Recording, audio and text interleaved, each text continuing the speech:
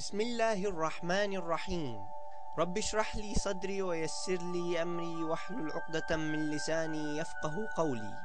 In the name of God, the Beneficent, the Merciful. Deriving the rule of al-mut'atayn from the Sunni saheeh books. The definition of al-mut'atayn, the two mut'as. The first one is mut'atul hajj, which is the pleasure of performing umrah to the hajj. The second one is mut'atun nisa, the mut'a of women, which is the temporary marriage to a specified period of time. The Islamic schools of thought have agreed about the legalization of the two mut'as at the beginning of Islam. This is due to the revelation of two holy verses with clear and evident legalization of the two mut'as. One of them in Surah Al-Baqarah, verse 196.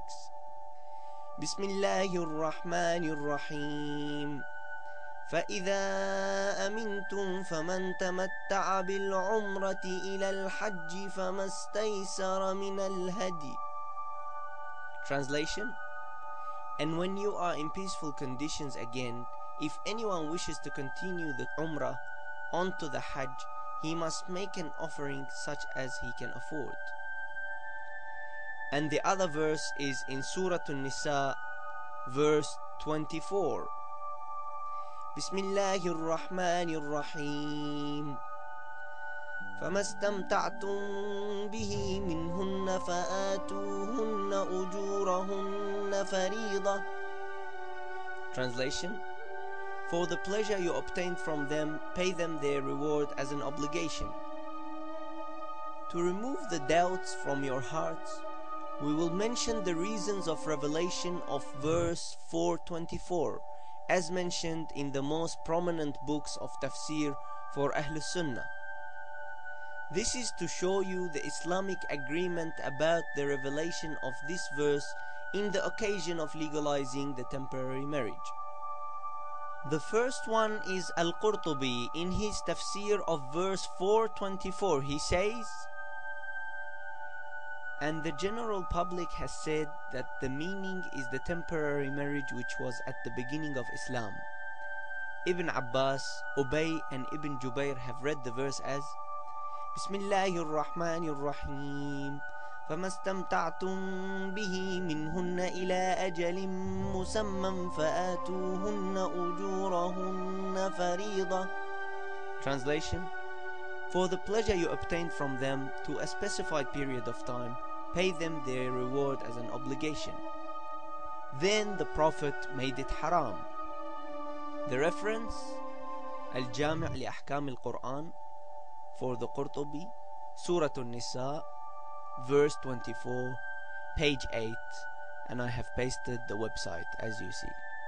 The second prominent Sunni Mufassir, Fakhruddin al-Razi, in the tafsir of 424, he says, and the second opinion is that the meaning of this verse is the rule of temporary marriage. It is when a man rents a woman with a specific sum of money to a specific period of time and have intercourse. They all agreed that it was allowed at the start of Islam. Then later on, Razi says, and they argued whether it became abrogated or no. The majority of the Ummah said that it got abrogated. However, some said that it remained halal as it was. This opinion is narrated through Ibn Abbas and Imran ibn Hussein. In the case of Ibn Abbas, there are three narrations, one of them contending an absolute legalization. Umara said, I asked Ibn Abbas, what is mut'a? Is it fornication or marriage? He said, not fornication and not marriage. I said, then what is it? He said, it is mut'a as Allah described it in the Quran. I said, does it have an iddah? He said, yes, the iddah of it is one cycle. I said, do they inherit? He said, no. The reference, Mafatih al-Ghayb, Al-Tafsir al-Kabir for Al-Razi, Surah An-Nisa, verse 24, page page 10 and 11 on the website that I have pasted here. The difference occurred about the remaining of the lawfulness of temporary marriage. While the 12 Imams of Ahlul Bayt maintained that the Mutaa remained lawful, the Ahlus Sunnah schools of thought stressed the prohibition and the abrogation of the rule of Mutaa, either by the Prophet himself or by the Islamic Khilafah represented by Umar ibn al-Khattab at that time. Some of the early scholars said that Umar himself was the one who forbade temporary marriage during the time of his leadership. They derived their opinions from the narrations which stated that Umar was the one who prohibited the temporary marriage and not the Prophet Muhammad. They excused the second Khalifa by saying that the leader of the Islamic nation has the right to change or abrogate the rules of the Quran if he saw a benefit in that. On the other hand, most of the later scholars had a different opinion.